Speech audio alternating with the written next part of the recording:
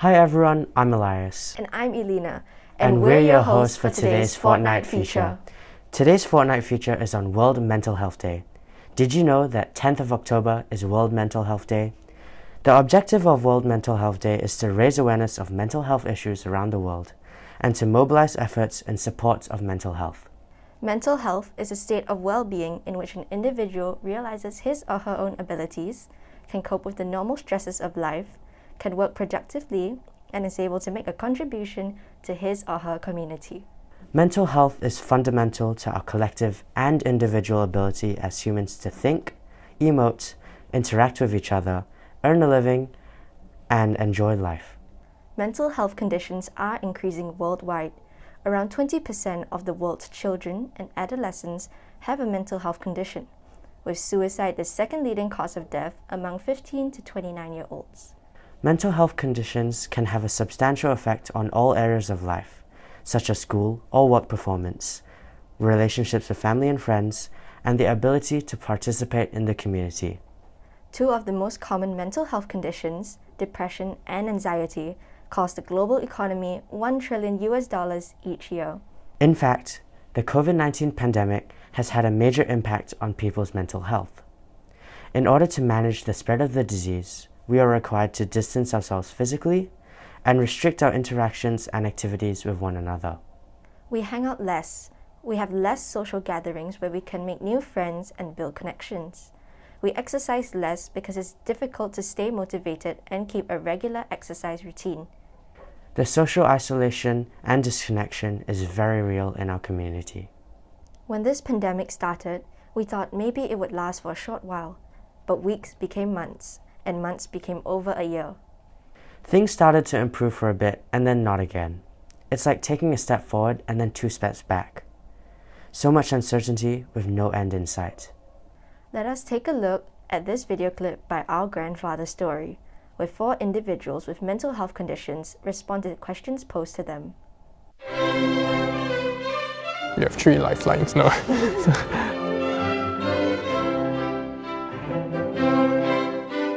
How do you feel being diagnosed with a mental health condition? I would say it was not that big of a surprise. There was a lot of self-deprecation and hate. I think I just went home and locked myself up in the room. I was able to accept it. I was a psychology major, but it took me a while to be aware that I have it. Does it run in the genes? It's an age-old question. It runs in my family, definitely. So I was losing my mind and I didn't understand myself, why I couldn't breathe. I felt I was going to die. But your brain sort of tells you, and your body is telling you that you're dying, but you're not. Both of us, we experience it very differently. The main symptoms are, hearing voices or seeing hallucinations, and I heard voices. Yeah, so must be very scary. Yeah, I guess. But I think my parents were suspecting oh, I got a third eye or something. But very specifically, it was telling me that the people around me were going to hurt me. How did you break the news to your family and friends? I told my aunt specifically, don't tell my parents. And then the next day, my parents just came into my room and It just was so apparent because of the symptoms and that I was in hospital. And yeah, I have a mental health issue. I have no qualms or concerns about opening up. Because if I feel shy to say it, then I'm self-stigmatizing. So I don't want to do that. So sharing your life with someone is not impossible, but it takes a lot of communication and understanding from the other person as well, a lot of empathy. Did you disclose your mental health condition to your employer? I feel that the moment you say that you suffer from these conditions, people just think a bit lesser of you. And that is the scary thing. You stigmatize when you don't interact, you choose not to employ, you choose to make assumptions. That stigma can be very silent. They should ask, do you have cancer, do you have diabetes, do you have asthma, all that, then they also should ask. It's good that some of my colleagues know, and I hope to inspire one person by being vulnerable myself. That's what I can offer that person, is that you are not alone, because if it's something as serious as causing someone's life to be taken, I think it's serious enough to be taken seriously. Are you dangerous and unpredictable? Everyone is, man. Supposed to say that the person beside you won't suddenly punch you in the face. Yeah, because he has a bad temper, right? Yeah. Have you heard people say snap out of it / get your act together? All my life. I used to get pissed off, but I'm not anymore. Someone fainted, you don't say, hey, step out of it. It's insensitive. What are the most hurtful or nasty comments or remarks you've heard or encountered? They'll never recover. Like whatever state they're in now, that's the best they can be. Yeah, it's actually quite sad to see. Hey, Wei Chong, stop blaming your anxiety lah. And then I'm like, how do I explain to you that I function slightly differently? Why are you like that? Well, can they just stop using it as an excuse? You're generalizing a whole group of people and trivializing something that may lead to suicide. Can you recover? Can your condition be managed? It's not like a flu, it's not like you just eat your medicine and then it just goes away beautifully. Can it be managed? I mean, that's what we are doing. Don't be afraid to talk about it. Like no matter what, it's good. Like to bring some of these things to light. I think you have to be loved for you Yes. and not your illness. For the next segment, let us hear from some of the mental health professionals about what we can do in our school community. One thing that we can do is to know the facts. We can always try and educate ourselves or talk to people who will have knowledge about what mental health is. Having some knowledge and arming yourself with the facts will help dispel any myths or any kind of misconceptions that you might have about any disorders.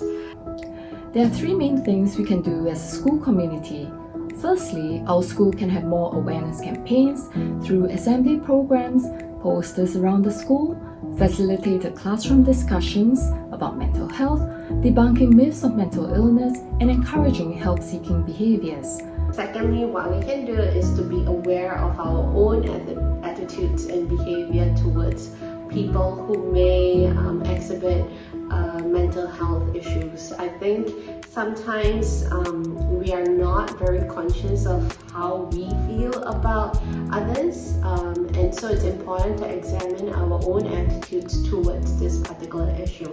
Secondly, our school has to increase the mental health literacy among our students and staff, embedding this in our curriculum, not just in our wellbeing lessons.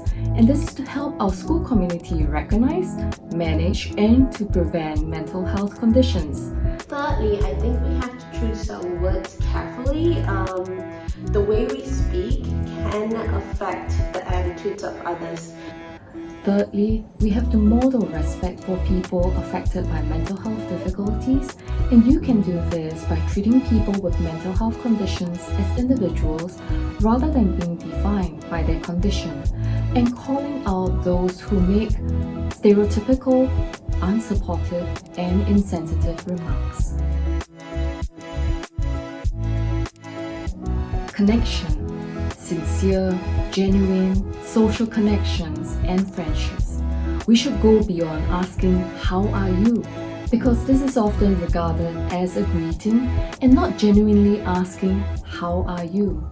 Do we take time to reach out to one another, show genuine interest, and have deeper conversations?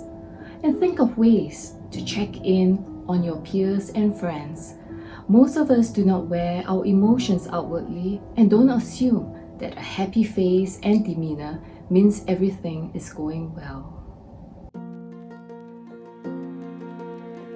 Being aware of your own attitudes and your own values and how this aligns with the facts of what mental disorders are.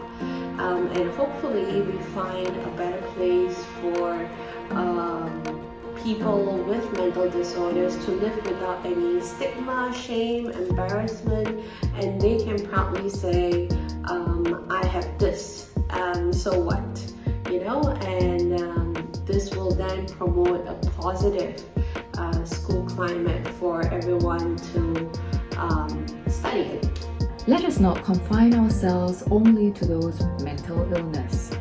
Even if you are not diagnosed with a mental health condition, we all have mental health needs. We can break down the needs to aspects of emotional, psychological, and social well-being. For emotional well-being, we can validate the emotions that one experiences and find out what the person needs. It may be comfort, just sitting with them and listening and just be present. For psychological well-being, this may present as stress and anxiety due to the academic pressures in school and from home. We can encourage one another to engage in positive coping strategies to deal with stress and anxiety. If there are more serious concerns, please urge them to speak to a mental health professional. For social well-being, we have to remember the importance of social connections. When we feel connected to at least one other person in our community and knows that that person cares about us and our well-being, it makes our community much more caring and compassionate. Thank you for joining us for today's Fortnight feature, and we will conclude this video with some mental health tips from our Senior Counsel, which you can engage in to boost your mental well-being.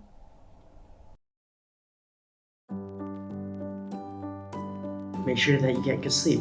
Sleep is really important as it allows your body to recharge so you feel refreshed every morning. Furthermore, sleep strengthens your neural connections in your brain so you remember things better. Maintain an active, healthy lifestyle. A lot of us work from our laptops all day, and it's important that we're conscious about this. So, possibly going on a walk every other day, playing some sports, dancing, or even working from a standing table could be a good way to do this. Make sure to have a healthy and balanced diet. Proper nutrition is crucial for your physical well-being. Spending too much time on your phone can make you feel alone or overwhelmed. So to de-stress, put your phone aside and live in the present. Go out with your friends or go for a run. Regularly interact with your family and friends. Just a simple check-in or an outing can go a long way. If not in person, you can always drop them a call or a text. You can pick up a new skill or hobby, such as learning a new language or making crafts as gifts for your family and friends. Do something fun. Take the time to do something you really enjoy, or maybe even find a new hobby. Go explore somewhere you've never been to, or watch a movie with a friend. Practicing mindfulness is another big one. This can look like meditation or prayer, and it's important to remind yourself of your own thoughts, feelings, and the world around you in order to stay focused, present, aware, and grounded.